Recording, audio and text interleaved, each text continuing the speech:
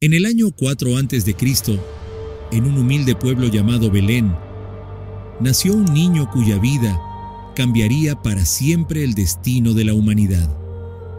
Desde las humildes calles de Belén hasta el corazón de Jerusalén, pasando por el silencioso Nazaret y los milagros del mar de Galilea, iniciaremos un viaje en la vida de nuestro amado Jesús de Nazaret. Para entender a Jesús, primero debemos situarnos en el mundo en que vivió. Roma dominaba con mano firme, imponiendo impuestos y leyes que generaban tensiones. Roma había conquistado Judea hacía varias décadas y mantenía el control a través de gobernadores y reyes títeres como Herodes el Grande. Herodes era conocido por su ambición y crueldad, pero también por sus grandes proyectos arquitectónicos, como la expansión del Templo de Jerusalén. Por tanto, muchos esperaban la llegada de un Mesías, un Salvador prometido por los profetas, que los liberaría del dominio romano y restauraría el reino de Israel. Ahora nos adentraremos en Belén. Belén no era una ciudad grande ni especialmente importante en términos políticos o económicos durante el tiempo de Jesús. Sin embargo, tenía un valor simbólico y espiritual muy profundo para el pueblo judío, porque era la ciudad natal del rey David, el más grande de los reyes de Israel. David había sido ungido por el profeta Samuel para ser el rey que unificaría a las tribus de Israel y llevaría al pueblo a una era de prosperidad y justicia. Por tanto, cuando los profetas del Antiguo Testamento anunciaron la llegada del Mesías, el Salvador esperado, señalaron que nacería en Belén, la ciudad de David. Pero tú, Belén Efrata, pequeña para estar entre las familias de Judá, de ti me saldrá el que será gobernante en Israel. Miqueas 5:2. Aunque José y María vivían en Nazaret, Galilea, tuvieron que viajar a Belén para registrarse en un censo ordenado por César Augusto. Este censo tenía como objetivo contabilizar a la población para fines fiscales y militares, y requería que cada persona se registrara en la ciudad de su linaje familiar. Este viaje fue largo y complicado, especialmente para María, que estaba embarazada de casi 9 meses. La distancia entre Nazaret y Belén es de aproximadamente 140 kilómetros, y el camino atravesaba terrenos montañosos y caminos difíciles. Por lo tanto, este viaje no fue una simple excursión, sino un esfuerzo considerable que refleja la obediencia y fe de José y María. Al llegar a Belén era una noche silenciosa, un día como cualquiera. José y María encontraron que la ciudad estaba llena por el censo, y no había lugar disponible en las posadas o alojamientos. La palabra griega utilizada en el Evangelio de Lucas para posada, kataluma, se refiere a una habitación de huéspedes, o incluso a un espacio dentro de una casa familiar que estaba ocupado. Por este motivo, María dio a luz en una cueva establo donde se guardaban los animales malolientes, que era común en esa región. Allí colocó al recién nacido en un pesebre, que es un comedero para animales. Y no, Jesús no nació en un hermoso pesebre como te lo muestran en Navidad. Esa misma noche, unos pastores que cuidaban sus rebaños en los campos cercanos recibieron la visita de un ángel que les anunció la buena noticia del nacimiento del Salvador. El ángel les dijo: «No teman, porque les traigo buenas noticias que serán motivo de gran alegría para todo el pueblo. Hoy les ha nacido en la ciudad de David un Salvador, que es Cristo el Señor». Lucas 2:10-11. La elección de los pastores como primeros visitantes no es casual. Los pastores eran considerados socialmente bajos y marginales, personas sencillas y humildes. Por lo tanto, el mensaje de Jesús era para todos, sin importar su estatus social. Luego, una multitud de ángeles apareció en el cielo alabando a Dios, lo que simboliza la importancia celestial y cósmica del nacimiento. Tiempo después, los reyes magos del Oriente, sabios y astrónomos, llegaron a Jerusalén buscando al rey de los judíos que había nacido. Estos hombres venían de tierras lejanas, posiblemente Persia o Babilonia, y eran expertos en interpretar señales celestiales. Guiados por una estrella especial, llegaron hasta Belén y ofrecieron 3 regalos simbólicos: oro, que representaba la realeza; incienso, que simbolizaba la divinidad; mirra, una resina utilizada para embalsamar, que prefiguraba el sufrimiento y la muerte de Jesús. Este reconocimiento de los magos muestra que la llegada de Jesús tenía un significado universal, no solo para los judíos, sino para todas las naciones. El rey Herodes, al enterarse de la noticia, se sintió amenazado porque temía perder su trono ante un nuevo rey de los judíos. Por tanto, ideó un plan para eliminar al niño Jesús, ordenando la matanza de todos los niños menores de 2 años en Belén y sus alrededores. Sin embargo, un ángel advirtió a José en sueños que huyera con María y Jesús a Egipto, donde permanecieron hasta la muerte de Herodes. Este episodio cumple otra profecía del Antiguo Testamento que dice: «De Egipto llamé a mi hijo». Oseas 11:1. A los 3 años y 2 meses, la familia regresó a Nazaret después de la huida a Egipto, y Jesús disfrutó de la libertad de un hogar estable. Nazaret fue donde Jesús pasó su infancia y juventud. Era un pequeño pueblo en la región montañosa de Galilea, ubicado a unos 340 metros sobre el nivel del mar, en una ladera que domina el valle del río Kishón. Nazaret estaba rodeado de colinas y campos cultivados, con terrazas para la agricultura, donde se cultivaban cereales, olivos y vides. La vida allí era rural, sencilla y comunitaria.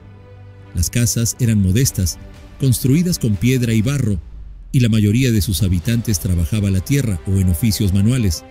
Su madre era María y su padre José, un carpintero descendiente del rey David. Aunque José no fue el padre biológico, fue el padre legal y el responsable de la crianza de Jesús. Además, la vida en Nazaret, con su entorno natural y social, le proporcionó experiencias cotidianas que luego usaría en sus parábolas y enseñanzas. Como todos los niños de Nazaret, Jesús jugaba al aire libre, corría por los campos y aprendía de la naturaleza. Aunque era un niño especial, según las tradiciones, también experimentó la alegría y las dificultades propias de la infancia. Sin embargo, José y María guardaron con discreción el origen divino de Jesús y evitaron hablar abiertamente sobre su identidad para protegerlo.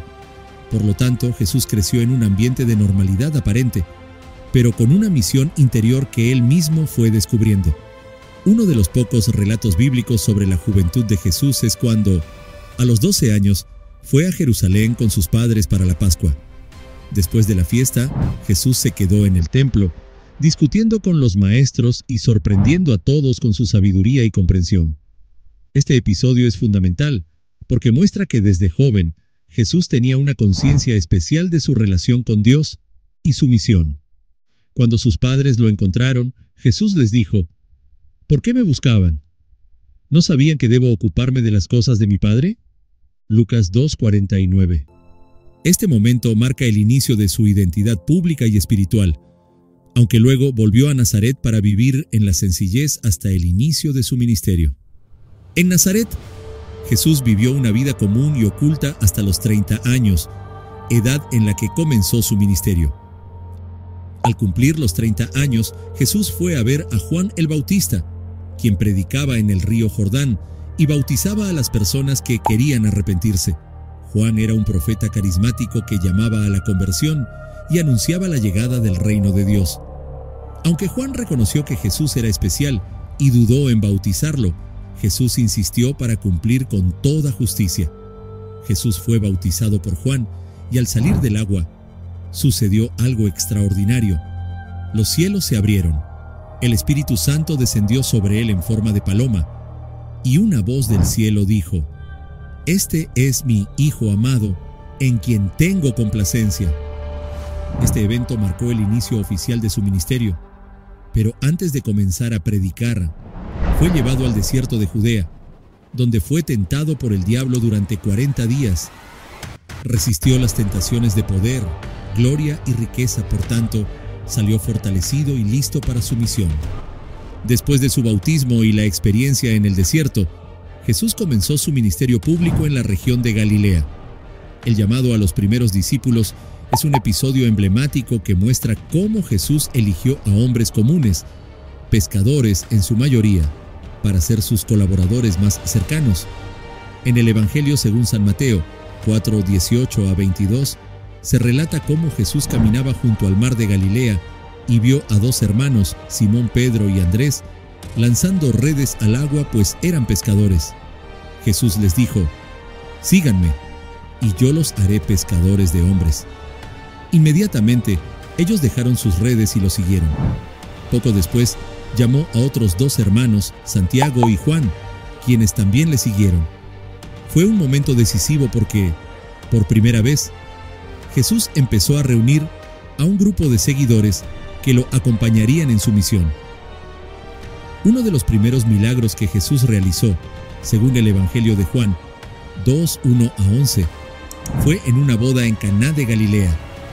Durante la celebración se acabó el vino, lo que habría sido una gran vergüenza para los anfitriones, pues la hospitalidad era un valor fundamental en la cultura judía.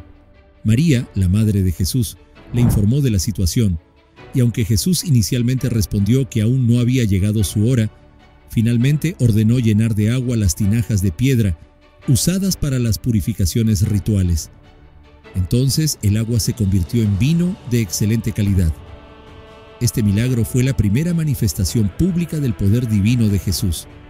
Además, simboliza la transformación y abundancia que su ministerio traería a la humanidad. Por lo tanto, este evento marcó el inicio de su revelación pública como el Mesías. En el Evangelio de Lucas 4:16-30, se narra cómo Jesús volvió a Nazaret y enseñó en la sinagoga, citando las Escrituras para anunciar que Él era el cumplimiento de las profecías. Sin embargo, sus vecinos no podían aceptar que alguien que habían conocido desde niño fuera el Mesías. Jesús estableció su base en Cafarnaúm, una ciudad a orillas del mar de Galilea. Allí, predicaba en la sinagoga y realizaba milagros que atraían multitudes. Sanó a enfermos, expulsó demonios, calmó tormentas y alimentó a miles con pocos panes y peces. Estos milagros mostraban su autoridad y amor, pero enfrentó oposición de líderes religiosos, quienes lo veían como una amenaza. Por tanto, Jesús comenzó a enseñar en parábolas, usando historias para comunicar verdades profundas. Después de años de predicación y milagros en Galilea y otras regiones, Jesús emprendió el camino desde Galilea hasta Jerusalén. Jesús recorrió aproximadamente 150 kilómetros, atravesando diversas regiones y pueblos. En este trayecto, Jesús usó muchas parábolas para comunicar verdades profundas de manera sencilla y memorable. Historias como la del buen samaritano, el hijo pródigo y la semilla de mostaza fueron ejemplos claros de cómo vivir el amor, el perdón y la fe en la vida diaria. Jesús se dirigió a Jerusalén, sabiendo que su misión culminaría allí. En el camino enseñó sobre el amor, el perdón, la humildad y la importancia de servir a los demás. Jesús también advirtió a sus discípulos sobre las dificultades que enfrentarían. Les habló de persecuciones, traiciones y sufrimientos que vendrían, pero les prometió que no estarían solos, porque el Espíritu Santo los guiaría y fortalecería. Montado en un burro, Jesús fue recibido por una multitud que extendía sus mantos y ramas de palma en el camino, gritando: «¡Hosana! Bendito el que viene en nombre del Señor, bendito el reino que viene, el reino de nuestro padre David». Marcos 11:9-10. Esta entrada fue una declaración pública de que Jesús se presentaba como el Mesías esperado, el Rey prometido, pero no como un conquistador militar, sino como un Rey de paz y servicio. La multitud que recibió a Jesús estaba llena de esperanza y expectativa. Muchos esperaban que el Mesías liberara a Israel del dominio romano y restaurara el reino de David con poder y gloria. Por tanto, la entrada triunfal fue un momento de gran entusiasmo, pero también de tensión, porque no todos compartían la misma visión del Mesías, intensificando el conflicto con los líderes religiosos, como los fariseos y saduceos, quienes veían en él una amenaza a su autoridad y al orden establecido. Jesús desafió abiertamente sus prácticas y enseñanzas, denunciando la hipocresía, la corrupción y la falta de justicia. Uno de los episodios más emblemáticos fue cuando expulsó a los mercaderes y cambistas del templo, diciendo: «Mi casa será llamada casa de oración, pero vosotros la habéis hecho cueva de ladrones». Mateo 21:13. La expulsión de los mercaderes no fue solo una acción contra la corrupción económica, sino un acto simbólico que denunciaba la profanación del templo, el lugar más sagrado para los judíos. Jesús reivindicó la santidad del templo y anunció que su misión era restaurar la verdadera adoración a Dios, basada en la justicia, la misericordia y la fe sincera. Este acto profético fue un punto de quiebre en su relación con las autoridades religiosas. Este acto provocó una fuerte reacción en contra de Jesús y aceleró los planes para arrestarlo y eliminarlo. Tras estos eventos, los líderes religiosos intensificaron sus esfuerzos. Comenzaron a conspirar para arrestarlo de manera secreta y acusarlo de delitos que justificaran su ejecución. La última cena de Jesús con sus discípulos tuvo lugar en Jerusalén durante la celebración de la Pascua judía, una festividad que conmemora la liberación del pueblo de Israel de la esclavitud en Egipto. Durante la cena, Jesús tomó pan, lo bendijo, lo partió y se lo dio a sus discípulos diciendo: «Tomad, comed, esto es mi cuerpo». Mateo 26:26. Luego tomó una copa de vino, dio gracias y dijo: «Bebed de ella todos, porque esto es mi sangre del nuevo pacto, que es derramada por muchos para remisión de los pecados». Mateo 26:27-28. Durante la cena, Jesús también anunció que uno de sus discípulos lo traicionaría. Esto causó gran consternación y desconcierto entre ellos, quienes comenzaron a preguntarse quién sería el traidor. Mientras Jesús oraba, identificó a Judas como el traidor, quien, a pesar de haber seguido a Jesús, llegó acompañado de un grupo de soldados y oficiales del templo para arrestar a Jesús. Judas identificó a Jesús con un beso y decidió entregarlo a las autoridades por 30 piezas de plata. Judas era uno de los 12 apóstoles y tesorero del grupo. Sin embargo, su codicia, desilusión o influencias externas lo llevaron a traicionar a Jesús. La entrega de Jesús en el huerto de Getsemaní marcó el inicio de su arresto y posterior juicio. Este acto tuvo consecuencias profundas, no solo para Judas, que terminó suicidándose, sino para toda la historia de la humanidad. Jesús fue llevado ante el Sanedrín, el Consejo Supremo Judío, donde fue acusado de blasfemia por proclamarse Hijo de Dios y Mesías. Durante el juicio, los líderes religiosos buscaron testimonios falsos para condenarlo, pero no lograron pruebas contundentes. Finalmente, Jesús afirmó ser el Mesías y el Hijo de Dios, lo que fue considerado una blasfemia grave. Por tanto, el Sanedrín lo condenó a muerte, aunque no tenían autoridad para ejecutar la sentencia. Por ser una condena de muerte, Jesús fue llevado ante Poncio Pilato, el gobernador romano de Judea, quien tenía la autoridad para aprobar o rechazar la sentencia. Pilato interrogó a Jesús, pero no encontró culpa en él que mereciera la muerte. Sin embargo, presionado por la multitud y los líderes religiosos, Pilato cedió y ordenó la crucifixión.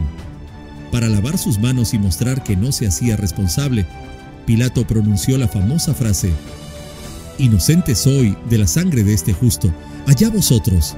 Mateo 27:24. Antes de la crucifixión, Jesús fue sometido a una tortura que causaba un sufrimiento extremo.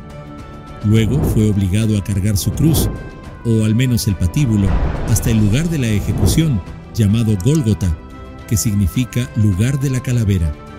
Jesús fue crucificado entre dos ladrones, y sobre su cabeza se colocó un letrero que decía: Jesús de Nazaret, Rey de los Judíos, en hebreo, latín y griego. Murió después de horas de sufrimiento. Antes de morir dijo: Padre, perdónalos, porque no saben lo que hacen. Lucas 23:34. José de Arimatea, un miembro del Sanedrín que seguía en secreto a Jesús, pidió a Pilato el cuerpo para darle sepultura. Jesús fue colocado en una tumba nueva, excavada en la roca, y una gran piedra fue rodada para taparla. 3 días después de la crucifixión, varias mujeres, entre ellas María Magdalena, fueron a la tumba de Jesús para ungir su cuerpo con especias, según la costumbre judía. Pero al llegar, encontraron que la piedra que cerraba la tumba había sido removida y el sepulcro estaba vacío. Este descubrimiento causó sorpresa y desconcierto. Según los evangelios, un ángel les anunció que Jesús había resucitado, invitándolas a informar a los discípulos. Después de su resurrección, Jesús encargó a sus discípulos que llevaran el mensaje de salvación a todas las naciones, dando origen al cristianismo. Este mandato, conocido como la Gran Comisión, se encuentra en Mateo 28, 18, 20. Toda autoridad me ha sido dada en el cielo y en la tierra. Por tanto, id y haced discípulos a todas las naciones, bautizándolos en el nombre del Padre, y del Hijo, y del Espíritu Santo, enseñándoles a guardar todo lo que os he mandado. 10 días después de la ascensión de Jesús, sus seguidores experimentaron la venida del Espíritu Santo en Pentecostés, un evento que marcó el nacimiento oficial de la Iglesia cristiana. Según el libro de los Hechos 2:1-4, el Espíritu Santo descendió sobre ellos en forma de lenguas de fuego, dándoles poder para hablar en diferentes idiomas y predicar con valentía. Jesús ascendió, pero su misión no terminó ahí. ¿Qué fue de los apóstoles tras la ascensión de Jesús? ¿Dónde terminaron y cómo vivieron sus últimos días? Lo descubrirás en el próximo video.